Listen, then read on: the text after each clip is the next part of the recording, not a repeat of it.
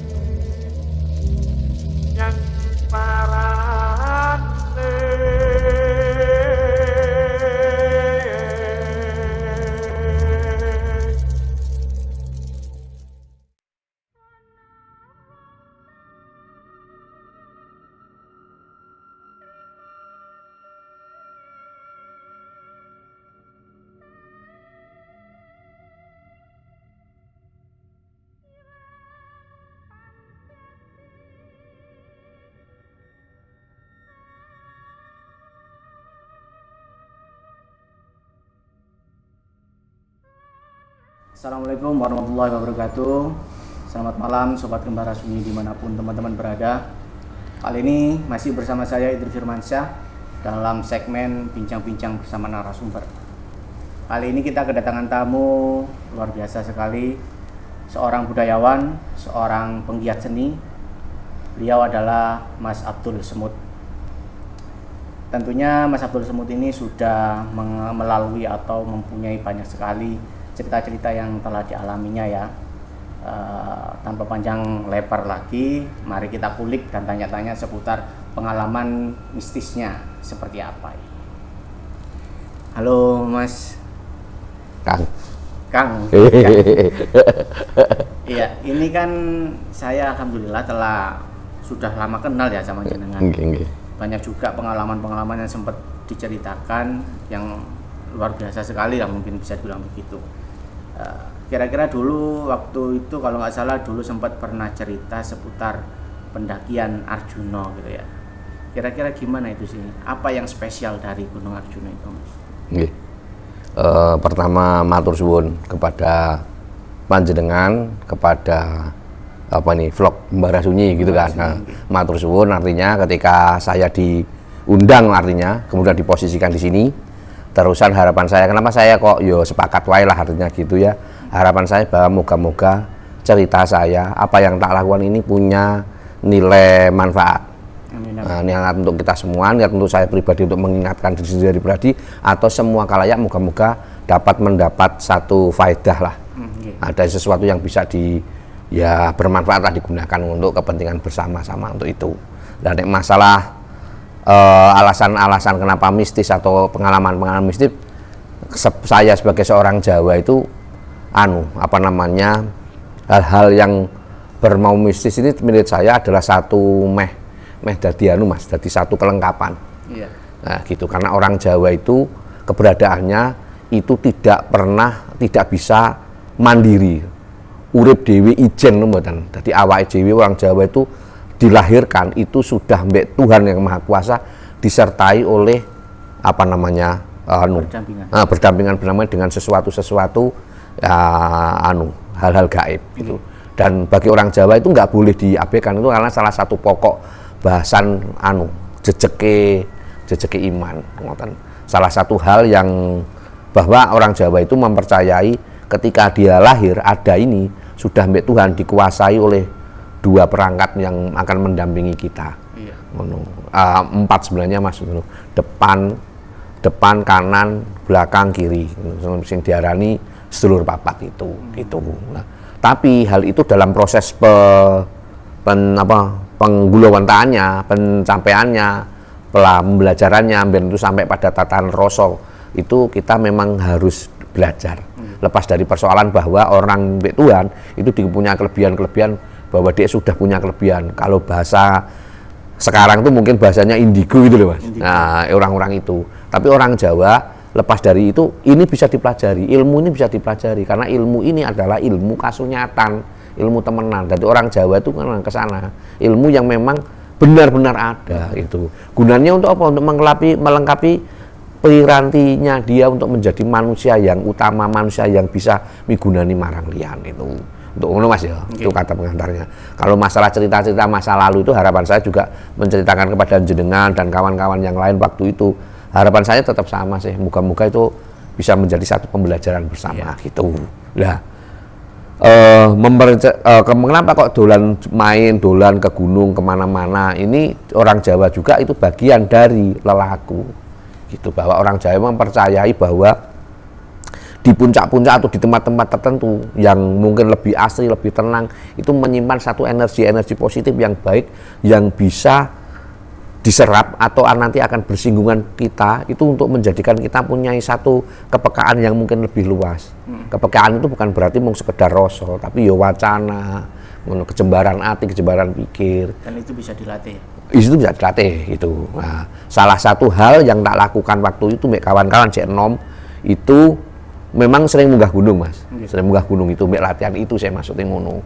Terusan ada satu hal yang menarik bagi saya itu ya mbah buyut saya bahwa dari munggah gunung ini yang diceritakan sekarang ini kan munggah gunung yang itu saya naik dari itu loh Mas.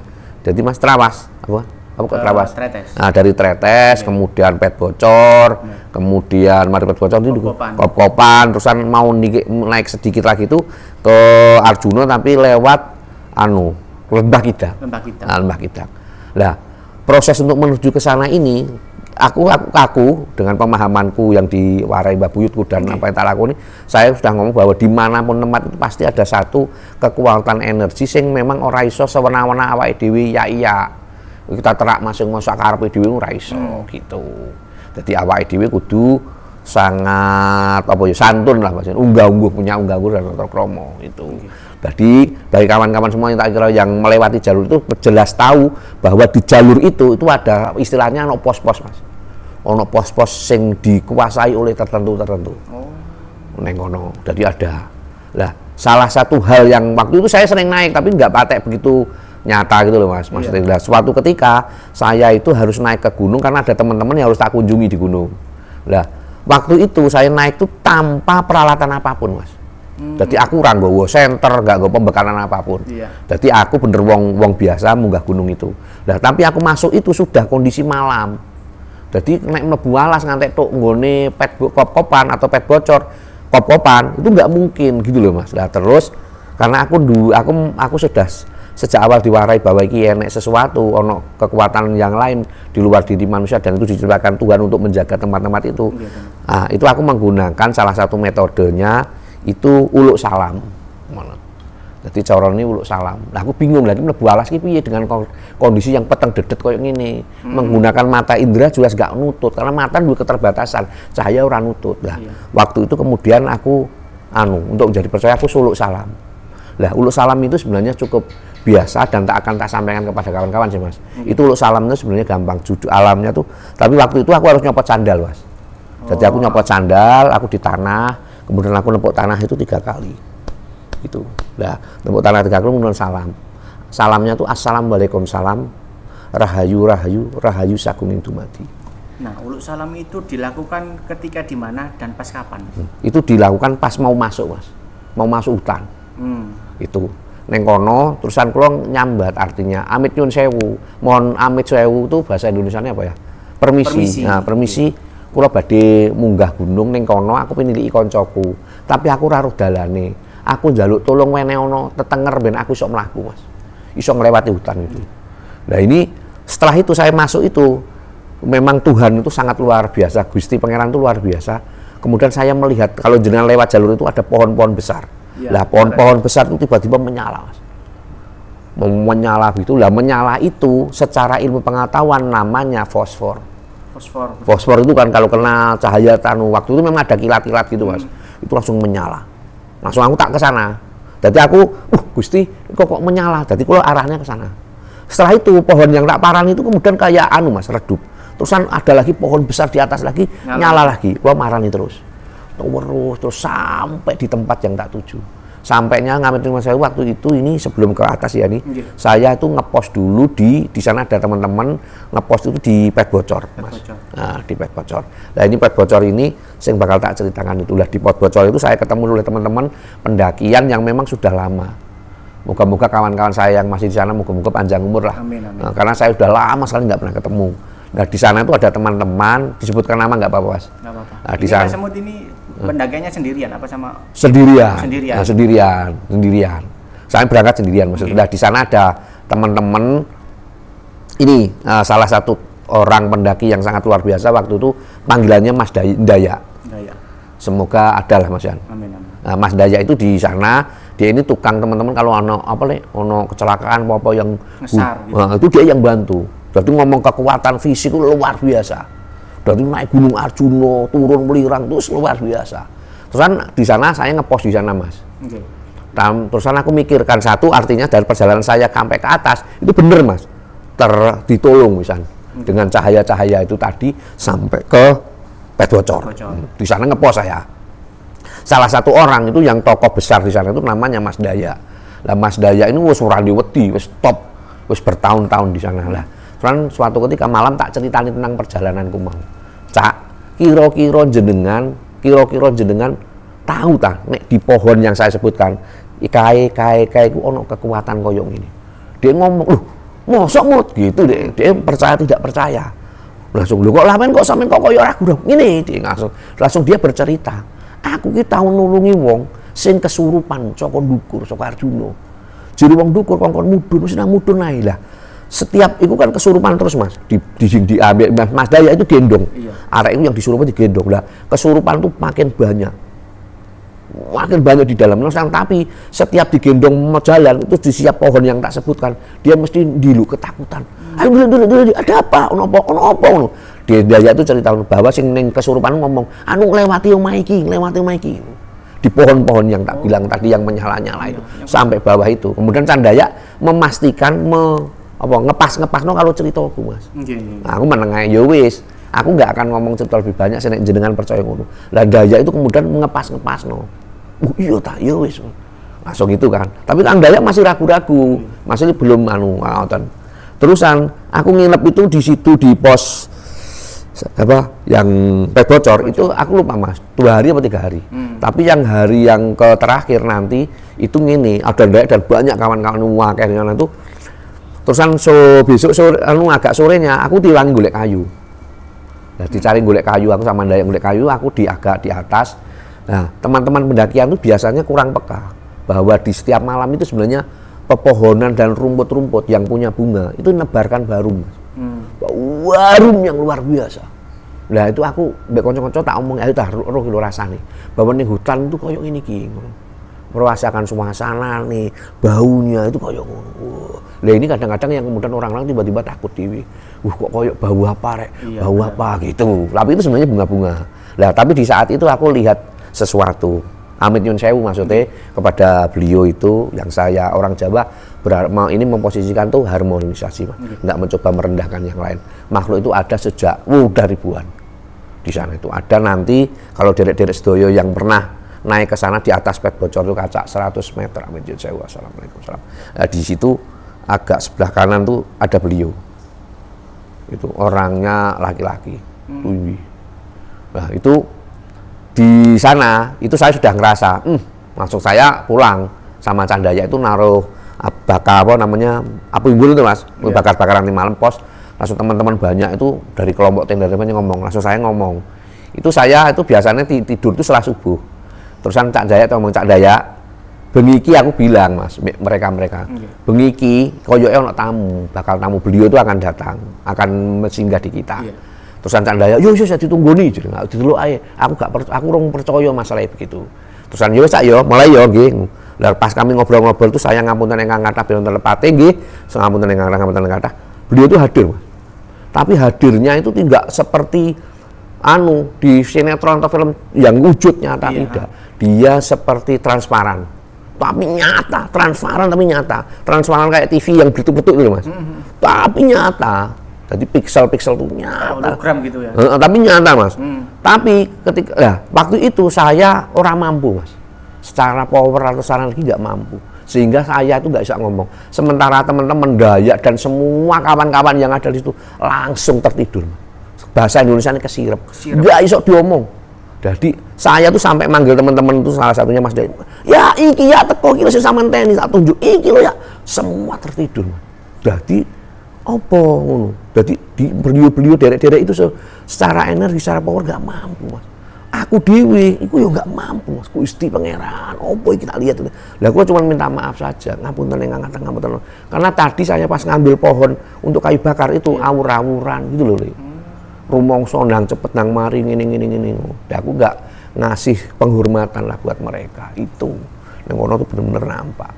Makanya buat derek-derek sedaya insya Allah yang mampu merasakan energi itu sebenarnya tahu, monggo lah.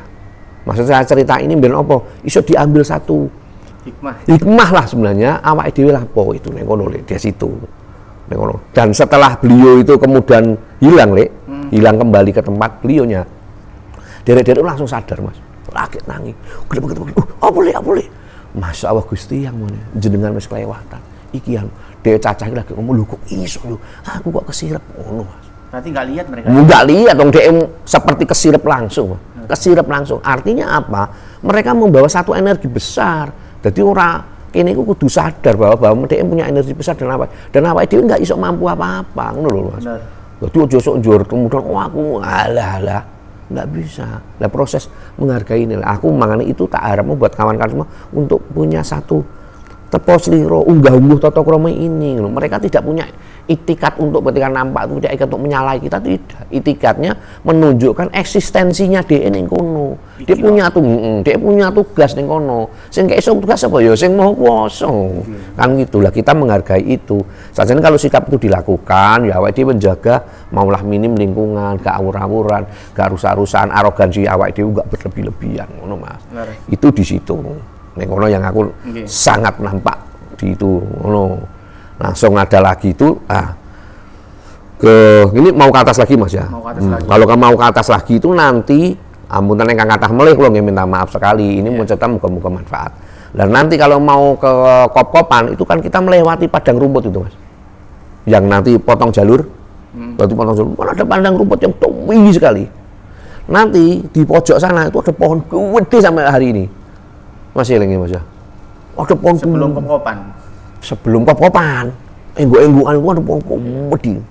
Lah, ngapunten ingkang kathah lagi maksudnya. Ini ceritanya model-model ngono ta, Mas? Ya. Nah, di pohon itu Mas. Kalau itu ya kudu hati-hati di pohon yang itu. Lepas dari persoalan begini. Pohon-pohon besar itu, kenapa kok kita harus hati-hati? Pertama kalau kita nggak percaya gitu, dia menghimpun energi besar. Karena apa? Dia sudah ditempa oleh alam dalam jangka waktu yang tidak pernah kita tahu. Menurut dia ditempa oleh alam itu luar biasa. Kita nggak pernah tahu 20 tahun, 40 tahun, 50 tahun, 100 tahun. Kita nggak pernah tahu gitu loh. Karena sampai hari ini, sampai Mbah Buyut, orang-orang duluku, pendahulu-pendahuluku naik gunung di situ, ya pohon itu bisa ono. Berarti kan dia artinya dia telah menjadi saksi alam apa yang terjadi di sana. Itu yang luar biasa. Artinya kalau ngomong gelombang, ngomong energi, dia berarti besar sekali. Dan di sana sering nampak hal-hal itu. Mana lewat situ pun, buat derek-derek jenengan teman-teman semuanya yang mau lewat, itu mesti gelombangnya kerasa. Ada. Jadi makanya nyun sewu, Amit nyun sewu. Nek orang Jawa, ya salah satunya makan ngasih sesuatu yang kita bakar-bakar. Apalah kemenyan, apa kembang, apa sambil berdoa semoga yang ada di situ mendapat anugerah gitu, dari Tuhan yang Maha Kuasa, menemukan tempat ketenangan dan macam-macam itu.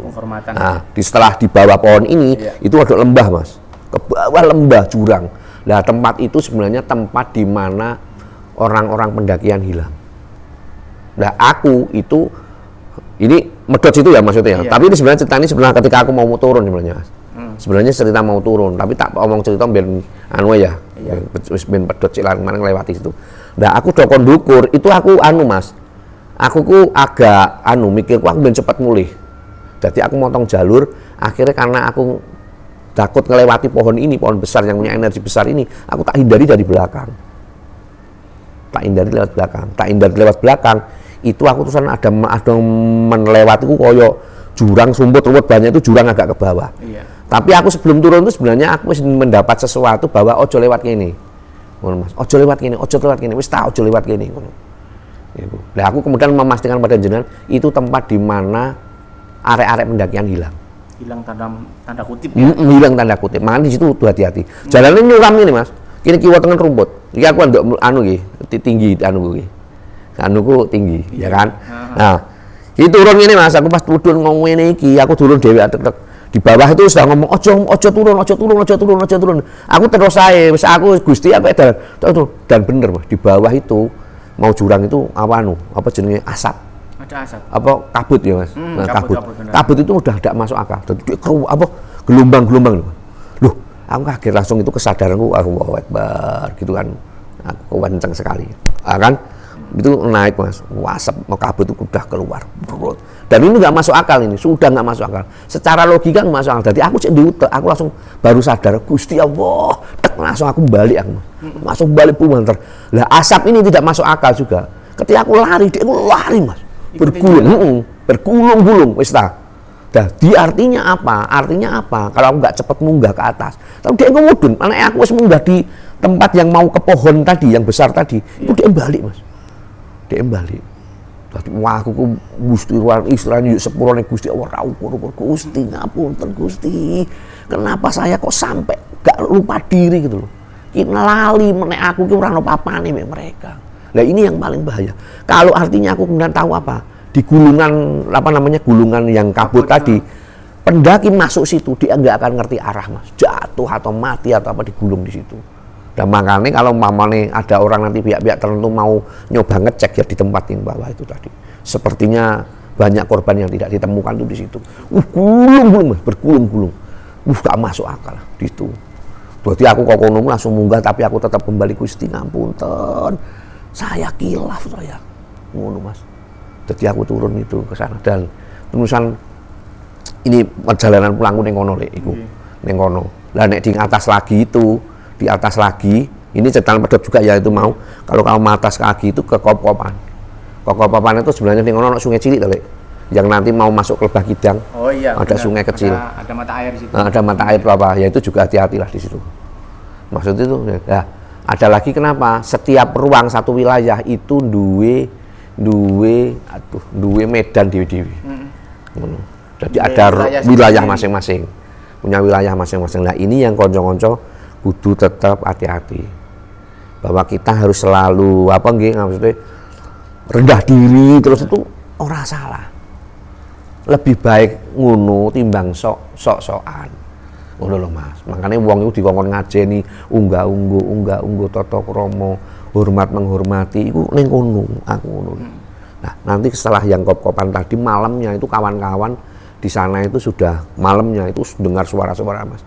Salah satu di situ bermalam di Kop-Kopan. Itu bermalam. Aku mesti bermalam terus Mas. Jadi aku sampai mungkin lupa aku seminggu kurang Mas. 3 hari di bawah naik terus nanti sana. Nah, kemudian di Kop-Kopan itu hati-hati. Ya di salah satunya di mata air. Ada kejadian apa di situ? Nah, situ Mas, ini energinya beda ya Mas. Maksudnya beda dengan nanti Lembah Kidang. Jadi setiap ruang ada. Di sini ono satu koyo masyarakat. Perkampungan. Bisa jadi koyo ngono lah. Tapi maksudnya banyak. Jadi kalau malam itu kalau manjenengan duduk di sana mencoba dia melakukan aktivitas di situ di bawah itu ke sana. Tuh kan ngono. Terusan sing kedua mesti itu lah di situ ada aktivitas itu. Iya. Itu yang kalau kita dengar itu wah rame. Ngono. Ya balik meneh ke awake dhewe tutu meneh. Awake dhewe tidak boleh terpengaruh lah maksudnya itu. Ya. Awake dhewe tutu tetap iling terusan yang mau berbuat aja neko-neko itu tok sebenarnya. Mereka yo berinteraksi. Terusan nanti kalau mau masuk Lembah Kidang masuk kekuasaan baru meneh Mas. Itu. Lah ning kono nek mau Lembah Kidang atau ojo turu, jangan melakukan aktivitas tidur. Kalau di Lembah Kidang sana. Tantangannya itu Mas. Mau masuk loh Mas. Oh, mau masuk. Mau masuk Lembah Kidang ojo turu di situ. Itu kenapa kok koyo ngono? Itu jenengan mengko bakal ono satu kekuatan yang kono sing nutupi awake dhewe. Tapi makanya nggak berani ngongkon nyuruh coba-coba sih maksud. Iya. Tapi ini real Mas terjadi bener lah. Aku iku Kemudian ngene rek, aku ki ya nduk sembrono itu tadi. Nah, di jalur mau ke Mbakidang itu tempatnya orang-orang anu Mas. Jiki watu, jiki anu. Apa yang belerang. Ah betul belerang. Nah, aku ki Lembah Kidang ya mau Lembah kene. Aku turun ning kene Mas. Itu wong ki gak ono sing roh Mas. Posisiku aku gembletak lu gak ono sing roh. Ayo apa ayo? Jenengan tidur di situ. Nah itu sakjane gak oleh turun ning kono. Aku turun ning kono lah, turun ning kono ku ya wis wadaanku ora ukur lah. Wis gak ketok. Lah orang lain aku wis bengok-bengok. Wong gak ono sing roh. Dadi dilewati ngene gak roh aku. Orang lain gak roh. Sampai itu. Lah ning kono kuwi kono lah. Terus balike meneh apa? Ya iku mau. Balike meneh apa? Ya iku mau bahwa energi bumi itu duwe kekuatan untuk menetralisir. Seperti aku masuk hutan. Lah aku kan nepuk lemah juga. Nggih, bener. Aku ning kono juga. Aku yo salam ning kono. Salam yang dilakukan yaitu artinya aku nek ono lepate ono klirune ono apa meneh ngapunten ingkang kathah. Nek aku ki mungkin anggapan aku rumangsa koyo ngono Mas. Setelah mari ngono aku lagi Mas, lagi dilik ketemuan wong. Sampai itu sadarnya itu ketika apa itu? Habis dari bangun itu. Mak, makanya kan aku rumangsaku memang itu ono sesuatu sih Mas. Ning kono kuwi. Ono masa ono sesuatu ya itu. Iya. Makanya kalau mama jalur sana buat teman-teman memang kudu lah. Istilahnya jangan istirahat di situ dulu.